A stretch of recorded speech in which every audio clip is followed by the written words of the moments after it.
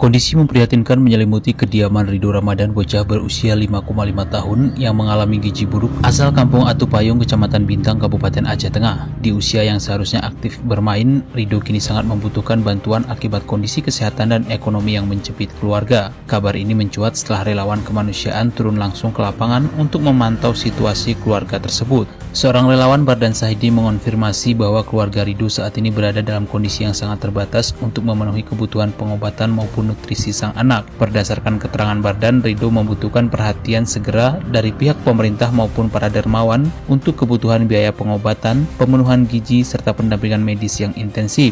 Menurutnya, keterbatasan akses dan biaya menjadi penghalang utama bagi orang tua Ridho untuk memberikan perawatan terbaik.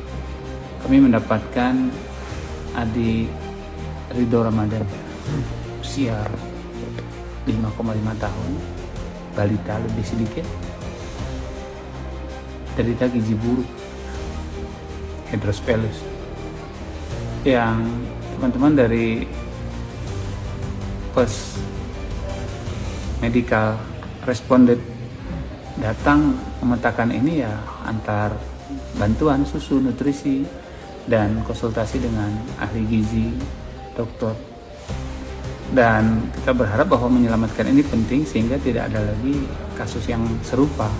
Masyarakat yang ingin berbagi atau menyalurkan bantuan diharapkan dapat berkoordinasi dengan perangkat kampung setempat atau melalui jejaring relawan bencana di Aceh Tengah, mengingat lokasi yang cukup jauh dari pusat kota Takengon. Kehadiran pemerintah daerah, khususnya Dinas Sosial dan Dinas Kesehatan Aceh Tengah, sangat diharapkan untuk segera mengintervensi kasus tersebut agar Ridho mendapatkan penanganan medis yang layak.